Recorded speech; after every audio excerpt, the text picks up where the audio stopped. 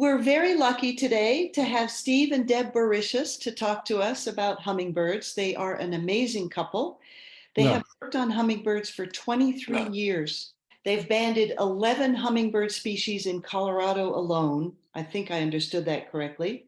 They're trainers and are licensed by many different agencies. In addition, they've worked on American dippers and have placed 40 dipper nest boxes around the state. And I understand that we'll hear a little bit about this dipper work as well. Steve, you want to take it away? Thank you. thank you, Karen. It's an honor to be invited to the Boulder Audubon Society to speak before you today. You know, from early childhood, I held a fascination for hummingbirds. My grandma Ann fed hummingbirds in Boulder and at their cabin in Peaceful Valley, and I would patiently stand to hold my hands around the perch of a feeder until the birds perched on my hands. Sometimes 4 or 5 birds at a time.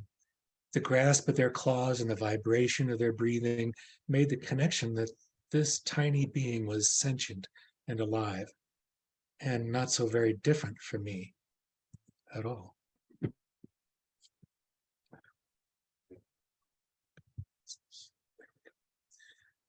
While hummingbirds continue to give us joy, just as they do for many others, my curiosity led to questions about their behaviors, their biology, that led Deb and I to begin our banding studies.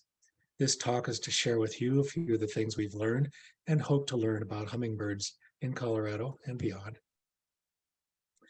First, I want to acknowledge our gratitude for the privilege to band birds by the Bird Banding Laboratory of the USGS, Colorado Parks and Wildlife, and Arizona Game and Fish Department, and especially to our teachers and mentors, Ruth Russell and Professor Stephen Russell, the University of Tucson.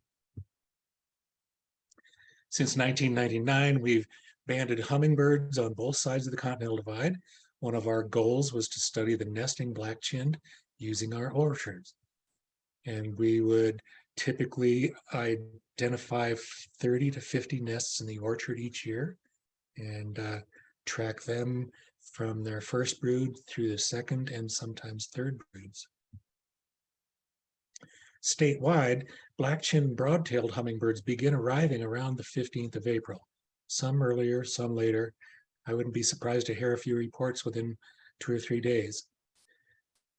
We've seen them as early as March 28th in Palisade. At our Palisade home, we've planted primarily for bees, butterflies, moths, and hummingbirds. And here's what our garden would look like in early April, about the time the hummingbirds are arriving. 1 month later, it looks quite different. The spring and the summer progresses, different flowers will come into bloom and then recede. And that makes for beautiful transitions of color from yellow to purples to reds. And here in this photo, there's an array of Ipomopsis and Agastaches and Rocky Mountain bee plant and penstemons and even sunflowers. Here in the mountains in Peaceful Valley, off the Peak to Peak Highway, the arriving hummingbirds encounter something very different. We currently live at 8,500 feet in Peaceful Valley, just off the Peak to Peak. This is about the elevational abundance, center of abundance for breeding broadtails. It's common for heavy spring snowstorms to occur just as female broadtail begin nest building. These birds are generally adapted well to colder mountain temperatures. Last year, from May 20th to 25th, we saw more than 18 inches of snowfall with temperatures in the teens. Hummingbirds by the hundreds crowded the feeders, with some roosting under the eaves and on the gutter downspouts. With such heavy snow, all it takes is a dollop to drown a hummingbird in snow. By May 21st, many of the birds, especially the males, had moved to lower elevations to access better food resources. On the 21st, one of our banded male broadtailed was recovered dead inside of a garage in Longmont, where it had been closed in overnight. The gentleman who reported it often leaves his garage door open, as seen on Google Street View. Bright red colors from automobile tail light lenses and other items attract the birds to enter where they often become trapped. By the way, the location of this recovered bird was just a few doors down from Scott Seaver's home.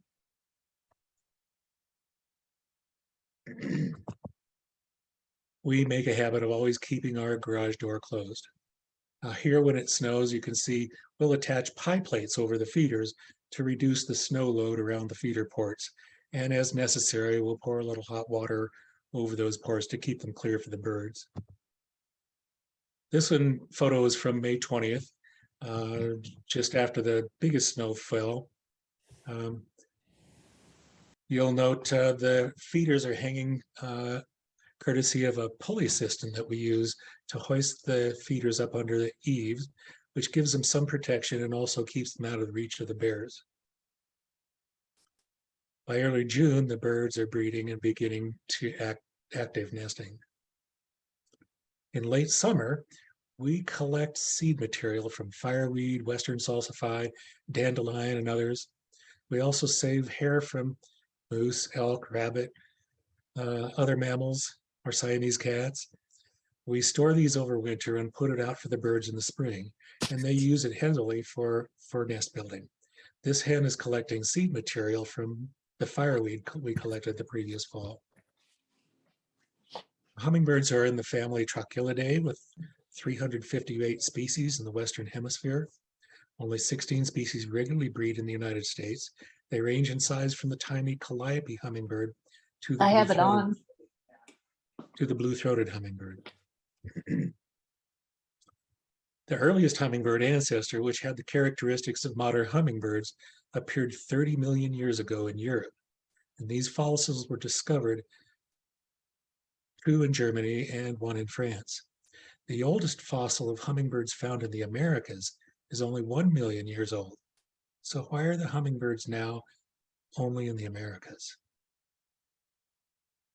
I think we'll talk about some of the species that we've abandoned and we're likely to see, or we may see here in Colorado now or in the future. Amazilia genus hummingbirds are those along the southern border. The rufous-tailed hummingbird has occurred in Texas, Mexico, and Central America. And the buff-bellied is a common nester in South Texas and as well. This bird in my hand is one that we banded at Dr. Brent Ortego's banding station. Those are great birds, feisty little fellows. Broad-tailed hummingbirds breed in the Rocky Mountains. They're our only mountain breeder here right now. They'll nest in the Rocky Mountains from northern Idaho and southern Montana, south to eastern Guatemala. They congregate in riparian zones where both insects and flowers are abundant. The males make a distinctive wing sound, which I'm sure you're familiar with. It worked. I grew up in the mountains just outside of Rocky Mountain National Park, where my grandparents have been feeding hummingbirds since about 1938. And I still use some of the homemade feeders that I built with my grandfather back then in the 1950s. Wrong button. The black-chinned hummingbird of the Western Valleys is slightly smaller than the stocky broadtail. I characterize it as a skinny desert bird. The black-chinned occupies far less habitat in Colorado than does the broad-tailed, and its population is less dense.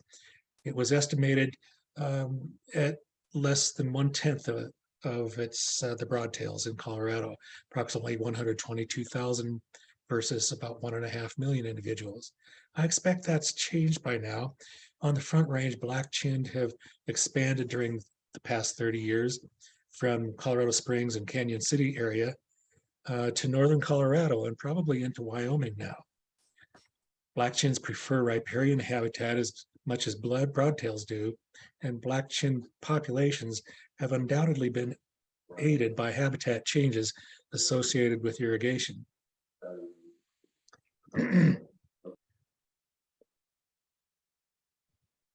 Interestingly, on the Front Range, black-chinned also appears to be expanding northward. So, and we can expect that this will continue.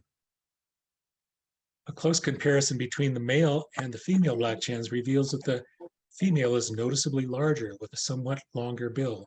This is true of all the North American hummingbirds. When you see a female and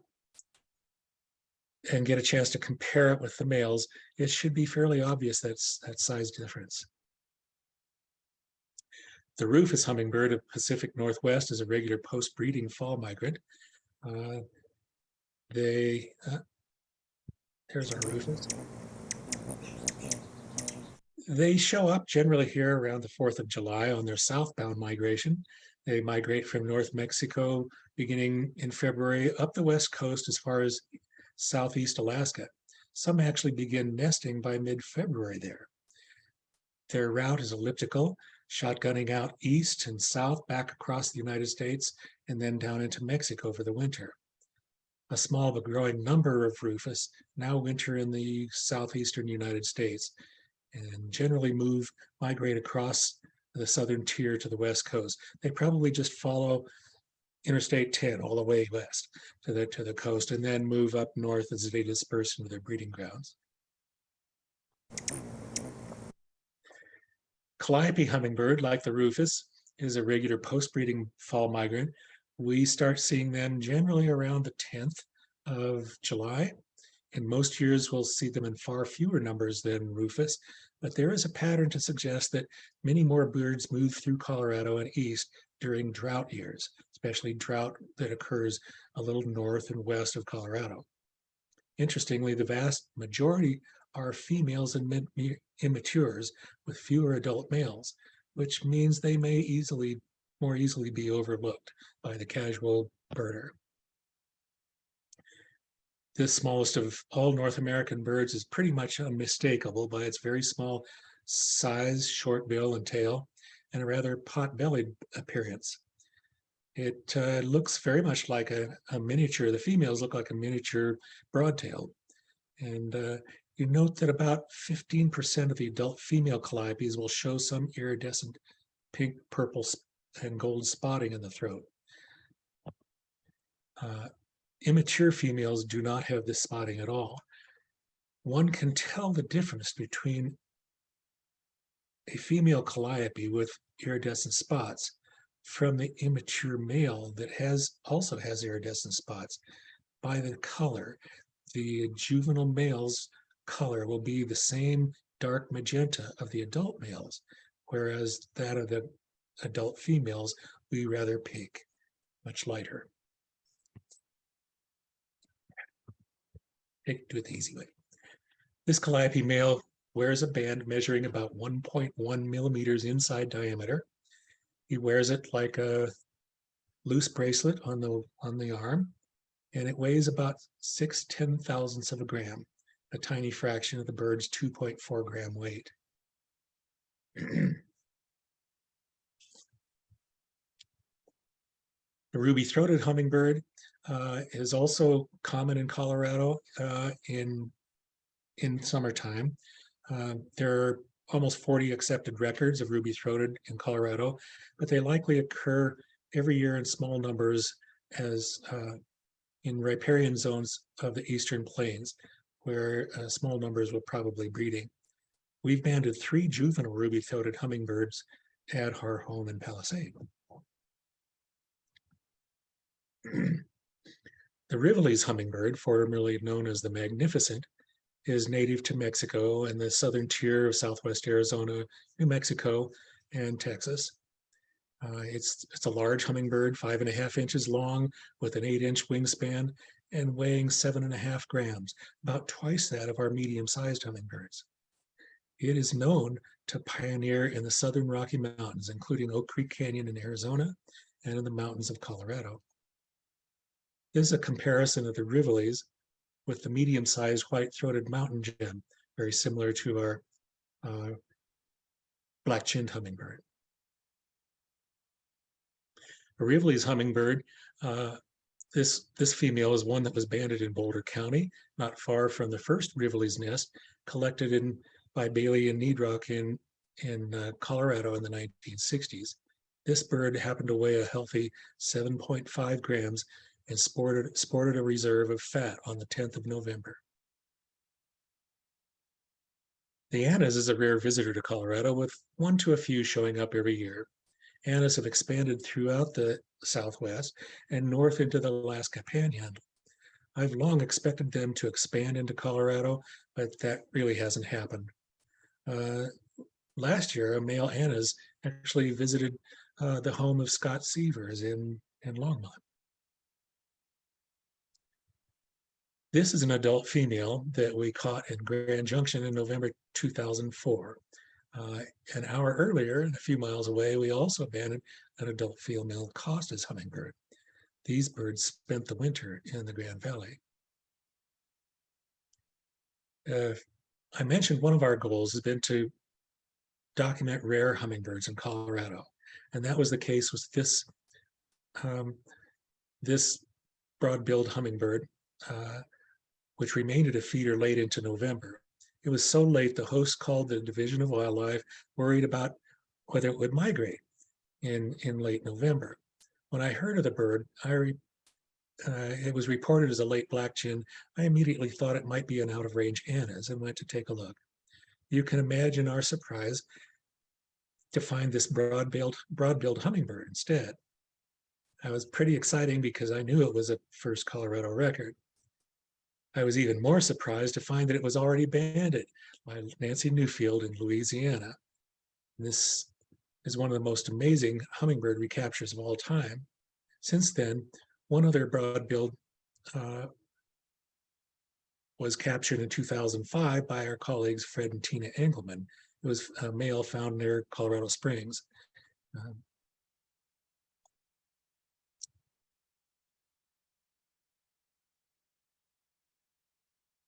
So in 2019, I learned of a broad-billed coming to feeders on East Orchard Mesa outside Palisade.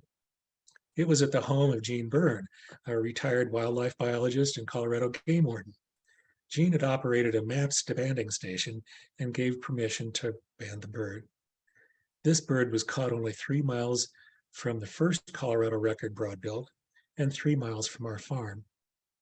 The coincidence of the two Louisiana birds being caught on a virtually straight line to Colorado and a second broad-billed found in the Grand Valley suggests a pattern which might be repeated. This was an immature male, just gorgeous bird, just gorgeous bird. You can see here the band on the bird's left leg. And going back to Casas, it's a small hummingbird of Mexico and the hot desert Southwest. We've banded 3 adult females Casas in Grand Junction. And also through banding, we've discovered that some Casas move north of the Phoenix area into the cooler mountains of Sedona, Arizona. Last year, an adult male actually spent the summer there. Then there's this remarkable first Colorado record white-eared hummingbird. I had heard that a possible white-eared had been coming to feeder outside of Grand Junction in Vallecito Reservoir area, and we went to take a look. And it turned out that a lot of hummingbird banders a lot of birders in Colorado were able to see it. At that time, there was actually an eruption in the summer of 2005, an unusual eruption of white-ears north of the Mexican border, with more than 20 reported from West Texas, one in Amarillo, at least 2 in New Mexico, and in Arizona, 2 or more reported well north of their usual locations. And there was also one found in Michigan that year. This bird was first seen outside Durango in mid-June. We banded it on July 12th, and it stayed well into mid-August. The habitat was typical for white-eared hummingbirds, pine oak woodland, chaparral, and given the extended time that this bird was here, it's very possible it was actually breeding or attempting to breed in the Durango area.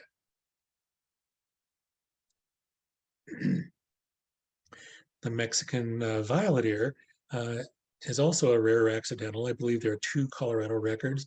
The first was seen in Durango in 1998, and a later one in Conifer. The Allen's hummingbird, well, my guess is that's going to be the next bird documented in Colorado. Allens surely migrate through the state in small numbers every year, probably more in the spring. But male Allens are so similar to the variant green-backed rufous that ID must be made through in-hand examination or a bird by a bird bander or from a recovered bird. So if you happen to see any adult male rufous with a nearly all green back rather than a rufous back, it may indeed be a rufous, or it could be an Allen's. This is a bird in the photograph is what I believe is surely an Allen's hummingbird that was around our Palisade home for about 3 days. And he just seemed to avoid the traps all the time I was out there trying to get him. So next time. Besides the different species, there's genetic anomalies that cause variations in color, their plumage, like albinism, leucism, and schizochroism. Schizochroism is a genetic mutation that causes the body to be all gray, to lose their pigments, generally all but one, perhaps. And the one we caught was a very silvery, frosty-colored calliope hummingbird. This leucistic broadtail showed up in Peaceful Valley in 2002, and it was a beautiful ghost bird, and you can see the difference between the regular broadtail next to it below. This guy had pink bill, pink feet, and a black eye. And this albinistic rufous, one of the more beautiful birds I've ever watched. It visited feeders and flowers at a home in Grand Junction during September 2000. I attempted to catch him, but high winds discouraged him from entering the trap. And all I could do is walk away, just thankful to see him. Now, while banding hummingbirds at the Sedona Hummingbird Festival last year, a possible Rivoli's hummingbird had been spotted. We didn't see it enter any trap, and by the end of our session, we prepared to shut down. But with some late arriving visitors, we decided to band a few more birds. The last bird of the day was this beauty. Upon examination, we realized that the features didn't add up to male Rivoli's. Rather than the typical violet crown and all green throat of a Rivoli's, this bird had a dark green crown and the broad swath of black in the chin, which cinched it as a hybrid. The bird measured smaller than a Rivoli's and larger than a black-chinned. And so far as I found, this is the first documented record of this hybrid combination. And we really hope to catch him again this year in Sedona.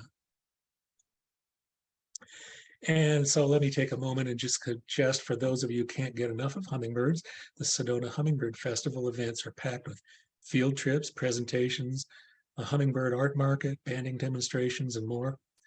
In the past, we've had as many as 800 visitors to our banding tables. This year, along with Deb and I, master banders Kate McLaughlin of the Alaska Hummingbird Project and Scott Ration will be on the banding team. Well, I'll talk very briefly about the banding. Our objectives, first, we're collecting data to better understand the population and recognize the changes. When we operated an orchard, we had a unique opportunity to study black-chinned nesting in a somewhat controlled environment. We hope to learn more about migration routes of the 4 regular Colorado species, and we continue to document rare birds. We're also looking in depth at new identification characteristics to record instances of unusual plumages and to further public education. This is how we receive bands from the bird banding laboratory. Hummingbird bands are supplied as 300 unique numbers printed on a sheet of aluminum. We cut the bands in strips of 10 and then individually to within about 0.2 of a millimeter in 6 different sizes. This finished band is about 1.3 millimeters high.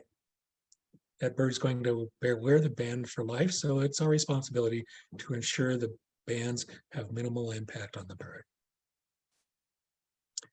Here's just a view of some of the bands we've already made in our banding tools, including custom banding pliers, band formers, and so on. In addition to hummingbirds, we're also authorized to band American dippers. Since 1984, I've built and placed nearly 40 dipper nesting boxes on streams throughout Colorado. Most have continued to produce young every year. This photo is from the 1984 nest by our cabin. Last year, 4 young fledged from the box 30 feet from our windows. 5 days ago, on March 22nd, I worked with Boulder County Parks and Open Space biologist Michelle Durant to mount a dipper box under a bridge on James Creek. The box below that is one that I'd mounted on the new Camp Dick Bridge when they replaced the top. It's one of 2 that I had given to Dr. Ron Ryder, a mentor who worked with me for a few years to band the dippers using my nest box. So this box is dedicated to Ron. Removing hummingbirds is not usually difficult, but it requires different handling techniques from other passerines. And Karen required in banding hummingbirds is the reason why we have to have extensive specialized training. We've developed our own comprehensive data sheets to collect information on aspects of plumage and molt. The color sections are for species-specific measurements to sex or otherwise ID a bird. Then the data from each bird is transcribed into our database, which can then be analyzed. Here's a typical scene from our apple orchard where we collected data on over 238 nests. Juveniles are generally silent in the nest, but immediately upon fledging, they begin vocalizing a begging location call so that their mothers can locate and feed them.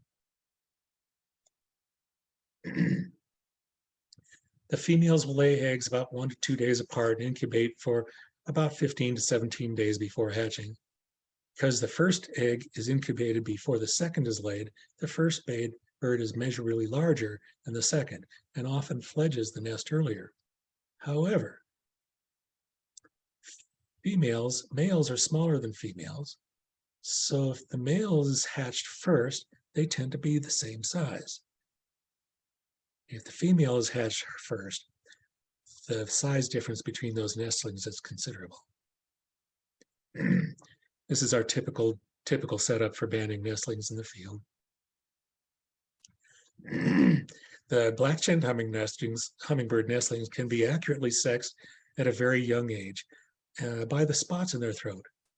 This one's a female. I can tell just by the picture here. When removing birds from the nest, the bird's reaction is to grasp the bottom of the nest material with his claws. So my other hand is ready to carefully separate and keep the nest material intact. We remove and process one bird at a time. Juvenile hummingbirds have minute grooves along the bill, or striations we call them, along the upper mandible. They expand and smooth as the bill lengthens and the bird matures. Measuring the percentage of grooves present on a fledged bird can give us an idea of the age.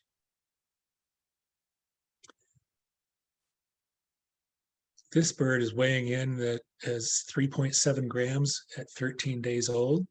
It easily outweighs its parents. Hummingbirds do nothing in the nest other than sit there and eat, so yes, they gain a lot of weight. A typical adult hen weighs about 3.4 grams, and an adult male in breeding season fighting weight about 2.6 to 2.7 grams. We found it best to monitor the nest to band the birds between 10 and 13 days, young enough that they can't escape and fly from the nest prematurely, and old enough that their legs shrink down to adult size, and they can be reliably sexed by other features in the feathers.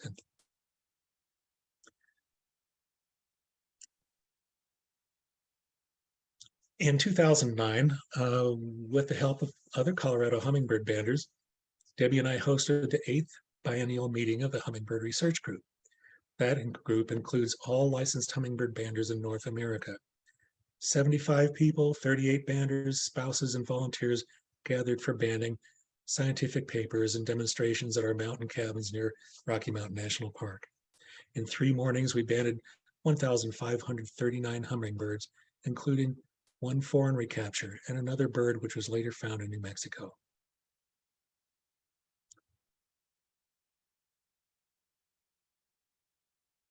At peak of season, we may have somewhere between 15,000 and 30,000 hummingbirds attending feeders and flowers in the yard daily. So there were plenty of hummingbirds for the hummingbanders to catch. In constructing new septic fields here in Peaceful Valley, we removed over 600 trees, which became our little hummingbird meadow. We use a combination of flowers and feeders to attract the birds. Last summer at peak, we were providing a little more than 8.5 gallons of sugar water. How did that get on there? Okay, I didn't realize. My neighbor was probably using nearly as much sugar water as we were, so I estimate we were feeding a lot of hummingbirds. I need to use this. All of this vegetation, the grasses, the shrubs, and the flowers that we planted for hummingbirds is also favored by mule deer, moose, marmots, chipmunks, voles. They're frequent visitors, often daily, nightly, sometimes for several days at a time. Once last summer, we were gone for a few days, so a cow and calf decided this was the perfect place to hang out, dine, and bed for a few days. I'd caught some of the amazing close-up views of hummingbirds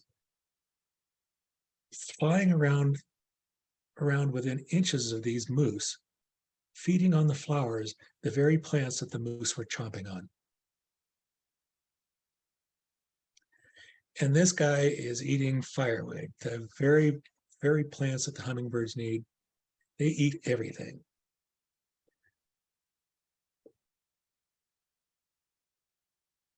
This guy is a yearling bull. And I believe this is a yearling calf. Yes.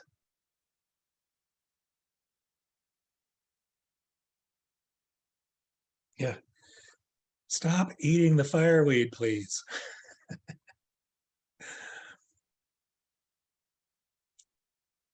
Oh. Excuse me.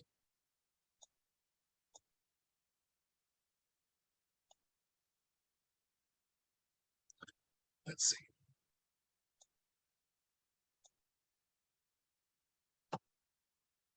Here's a cow and calf that showed up. I happen to be, there it is. That's my pointer now. I'm happy to be sitting over in the porch watching these guys eating our hummingbird flowers.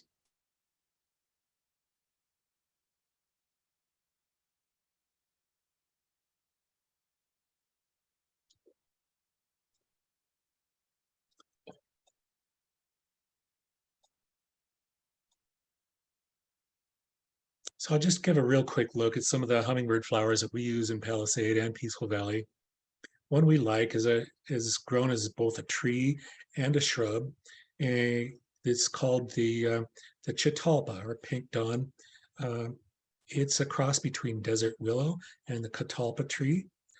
We grow it as a shrub in Palisade because temperatures will drop there sometimes to 5 degrees or below, and it'll cause the tree to die back. So it's better to grow it as a shrub. It's a favorite of the birds.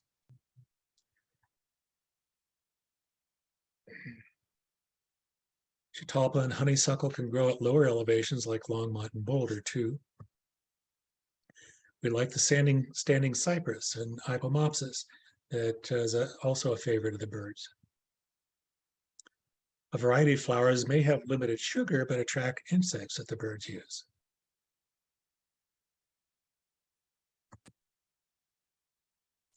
The Rocky Mountain penstemon is a favorite. It'll grow both at low elevations in Palisade, but also into the higher mountains. So we have it all around our yard here. We have set wired tomato surrounds in the garden to deter deer and moose, and they help a little and they're favored perches for the birds. One of our recent finds is the native Agastache urticafolia. It is prolific, and the birds use it heavily throughout the day. Hummingbirds love to bathe in rain, sprinklers, and fountains. This is the best hummingbird fountain design we've ever found. The running water is a bird magnet, and it brings in all sorts of birds, even deer. The bath is used throughout the season, and remarkably, it gets the heaviest use in the early morning when it's cold, and later in the evening. And all we have to do is play a little Bobby Darin, and the hummers come a-running. Splish splash, I was taking a bath long about a Saturday night. Yeah, a rub-a-dub, just relaxing in the tub, thinking everything was alright. Well, I stepped out the tub, put my feet on the floor, I wrapped the towel around me and I opened the door, and in a splish splash, I jumped back in the bath. Well, how was I to know there was a party going on? Splish splash.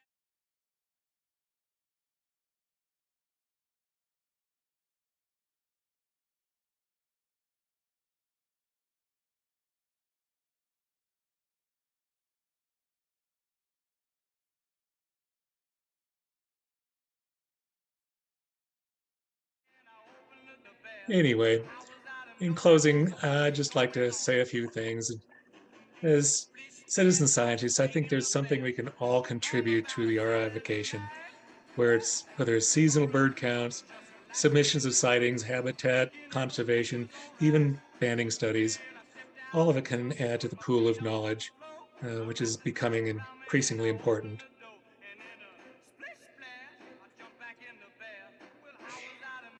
I'm open to questions at this time. Thank you so much, Steve. That was terrific. Music and all. We do have lots of questions in the chat. Lillian, would you like to unmute and ask your question that you put in the chat earlier about the gardens? I'll go ahead and ask it then. She wanted to know if your gardens in Palisade are xeric gardens. No, we have to, anything that grows there has to be watered. Okay. We are on the edge of the desert. Yes, we use native plants that are drought tolerant, and many of the tree plantings, we have about an 800-foot wildlife shelter belt. All of those trees are pretty drought tolerant as well. And so, yeah, our interest is definitely to use as little as water as possible while also bringing in the hummingbirds. Great. Linda Hodges, you have a question about leucistic birds. Do you want to unmute and ask that? Sure. I was just wondering how you ID them with so little to go by, and I'm wondering now if it's a DNA testing that you do. No, we don't, but merely by really the leucistic birds basically means that they're milky white and they don't have all of the standard pigments that those species would have. As far as identifying this to species, there are features in their plumage which make it pretty immediately clear what species they are, even sex. Their wing sounds are identifiable. We don't even have to see the bird to be able to tell if it's a female black-chinned flying or a calliope male chitting in the trees. All of those are very distinctive. So even an albinistic bird of any degree would be recognizable. Did I answer that question? Thank you. Great. That's a good segue to Connie Lentz's question. Connie, do you want to unmute and ask your question? Hi, Steve. Hi, Connie. And Debbie. So the question about DNA studies, I'd be very curious as to what's being done, particularly in terms of taxonomy and how they're related. Well, that's really beyond my pay grade, but there are advancements and have been for a long time. It's not an area that I've studied greatly, but I know there's a wealth of information out there on the characters of the variations of plumage and and they're looking in more and more as to why and how this occurs. I have another question too, and that is that I have heard that hummingbirds that get too much sugar water can develop liver cirrhosis. Is that true, or? I don't think so. I've never read anything to that extent. Okay. I think that there has been anecdotal recognition evidence from a couple of hummingbird banders were in the southeastern US, Bob Sargent among them, that people who were feeding too high concentrations of sugar, they were seeing some deterioration in the health of those birds. On the other hand, our friend Jacques Ducrot, outside of Marseille in France, breeds hummingbirds there in the largest private hummingbird aviary in Europe. And Jacques is a specialist in kidneys, and he's been studying the effects of different concentrations and formulas on hummingbirds. And he says that in general, hummingbirds need more concentrated sugars, and that the standard foods, supplemental foods that are given to cage birds doesn't have enough sugar in it. Interesting. I'll try to find some of those references for you, Connie. Great. Thank you. Thanks. That segues nicely to a couple questions in the chat about how often should feeders be cleaned and the sugar water replaced, and what is a good way to clean a hummingbird feeder? Well, I start with a good foam feeder cleaning mop. It cleans better than a brush. Use soap and water. But I found last year, I thought I was just fastidious about cleaning feeders, and I clean them every time I put them out, clean them as thoroughly as possible. But I found that we were getting some spoiling a little early, even as close as 3 days. And I realized by shining a bright light in the dark hollows of my feeders, and I'm using these Perky Pet 209 feeders that are a little harder to clean, that I wasn't getting them completely clean. So I got into the habit of, if I have time, soaking them for a few hours with pure straight vinegar. Otherwise, I'll use a 5 to 10% chlorine solution and rinse them thoroughly, and brush them deeply with small brushes. So since then, we haven't had a problem with premature spoiling, but we do generally, most of our 30 and 48 ounce feeders are emptied within 1 day. Many of the 30-ounce feeders are emptied twice a day. So they don't normally stay around long enough to get spoiled generally. And if we see one feeder being dominated by aggressive rufous, we rotate those feeders about. All right. Great. There's also curiosity in the chat about where to get that red bird bath. What is it called, and how would people find it? They're a little difficult to find now, but I just bought a couple recently, 2 years ago. They're called the Red Pot Fountain. So I do an internet search, an image search on that. There was a company in, I think, New Jersey that was importing those from China. And I think you should be able to find them still available. They'll also come in a blue color, and what was the other one? A turquoise, I believe. And a friend has tried all of those, and she says it doesn't really matter which color you get. So. All right, good to know. Oh, let's see. I'm going to ask Karen's question because we were having a little trouble with her sound earlier. Can you tell us a bit more about your work with the dipper? Well, I had read a Western Birds Journal article back in the early 80s about a study they'd put on in Sage Hen Creek in California. And they placed simple dipper nest boxes along the creek in various areas on different substrates, on logs, on tree bases next to the stream, and on bridges. And many of those failed, and for several reasons. All of the ones attached to ground are subject to mammalian predation. And so they had pine martens and squirrels and various things getting to those. They also had dipper young as they compete for food at the entrance of a nest. Sometimes they'll fall prematurely into the water.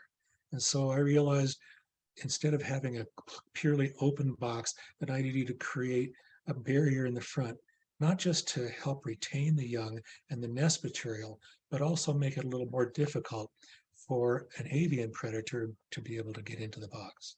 So once I built our first box in 1984, I decided to put it out in the stream so it would be completely isolated from the land.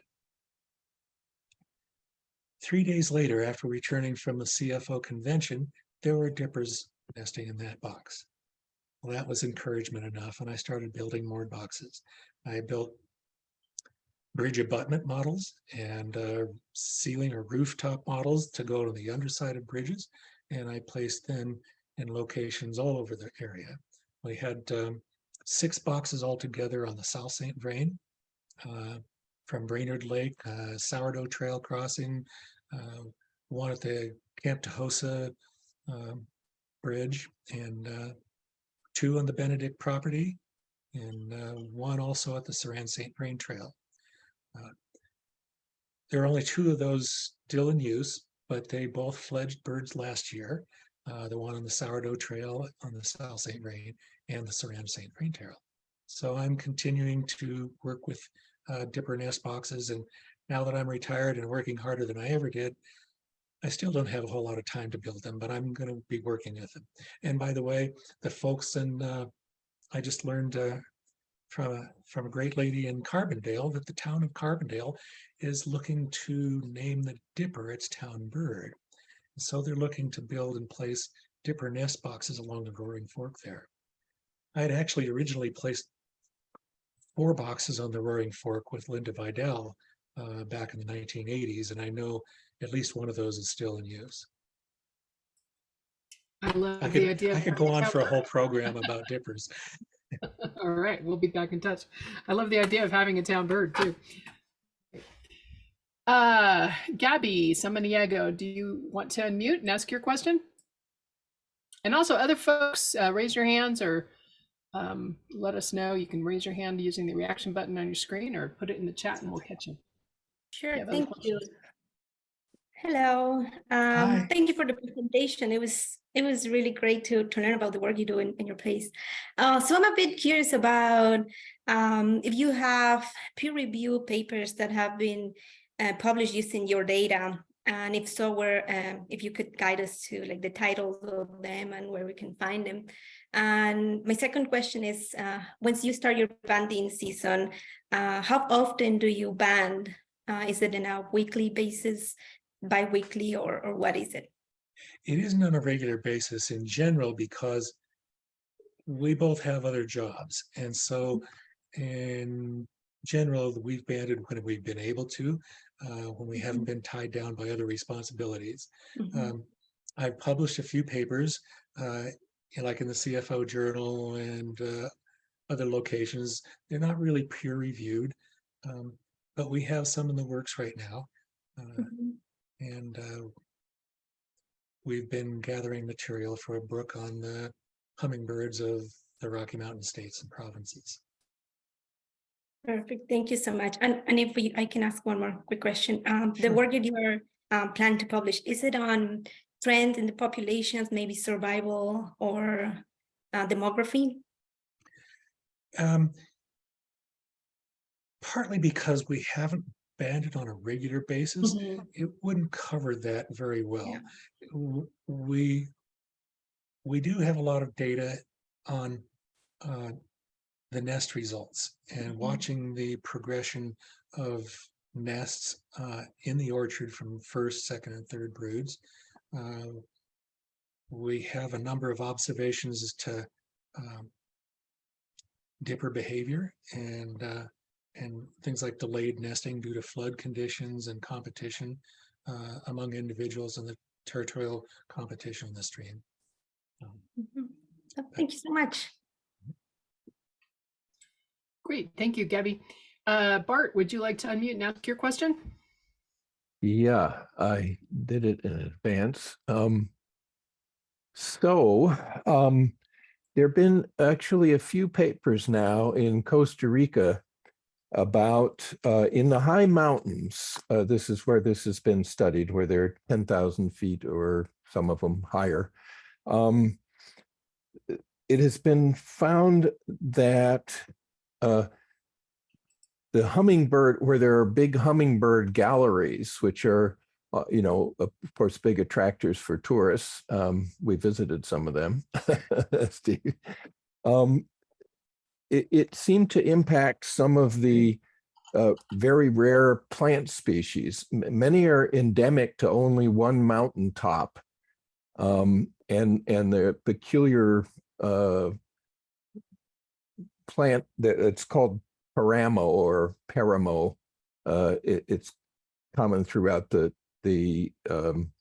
Andes Mountains on the tops, where you will get each mountaintop has a bunch of plant species that are only found on that one mountaintop. It's like an island biogeography kind of situation, and it's probably quite different than in the mountains in Colorado and so forth. But I'm wondering if this has been studied at all in the United States, where there is going to be some degree of endemism for at least some plants, I suspect, but you would probably know more about that than me. I still have questions about that too, Bart, especially like, why do calliope hummingbirds, why are they so narrowly, why is their range so narrow when their habitat isn't really all that different from that of broadtails and black-chinned hummingbirds? Of course, you've traveled far more widely around Central and South America than we have, but that's just astounds me, and I just don't have any experience with those plant associations and how it is those populations have become so narrowly defined to those particular plants. But as a disclosure, Deb and I traveled with Bart and Connie to Costa Rica on a special trip to find all the 52 species of hummingbirds there in 2 weeks. And we got our first 29 of that group. So Nice. Thank you. Carol McCaslin, would you like to ask your question? Unmute, please. Yeah, it's not really a question. It's to thank Steve for offering an Interludes with Nature program for our special programs here at Boulder Audubon. And Steve, I thank you very much. This program sold out for the 10 participants in like 2 seconds. And I know they're all excited to join you in July when they come to watch you band hummingbirds. And I thank you very much. This supports our program to send teens to Hog Island Audubon Camp. So I thank you publicly for doing that, Steve. thank you, Caroline. I only wish we could have more folks at one time, but we're in a fairly intimate setting here, so 10 or 12 folks is about all we can handle at a time. Yeah, and the wait list is full, so don't send me an email. Very popular program, Steve. Thanks very much. Thank you. We'll have fun. Mm. Other questions from anybody else? I'm interested, Steve, in your the way it kind of fascinates me that finding 1 or 2 or 3 birds in a new place tells you something about migration routes. Could you say more about that? How you use that data, or how you think about that information as telling you about where the hummers come and go from? Well, I think really you have to have what we had hoped to have initially when we started banding is a network of a lot of hummingbird banders in the state of Colorado and just beyond, to get a better, clearer picture of what this migration looks like from rufous and calliope and other species that move here through here on their southbound migration. Northbound, we pretty much only see our two species, the broadtail and the black-chinned. In extreme western Colorado, actually extreme western end of Grand Junction area, is where we'll see a few more rufous hummingbirds migrating north in the springtime, and a few more calliopes. But we just to see them here in the Front Range in the spring is quite rare.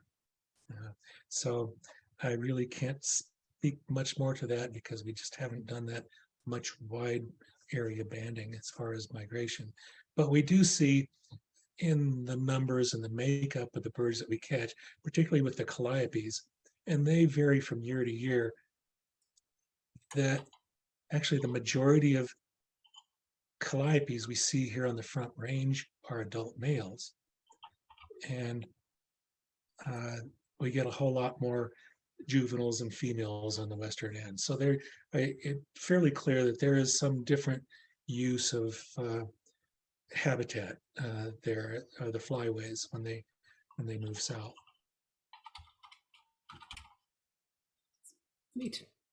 Thanks. Any other questions from the crew?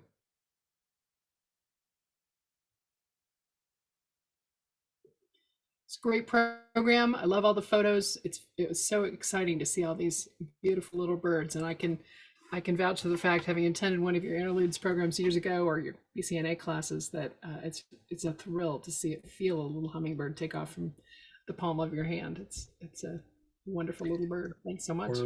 We're barely 3 weeks away from the first hummingbird, so it's time to get ready. All right, everybody, get your ears and eyes ready to go. Thank you. Thanks everybody for coming. Much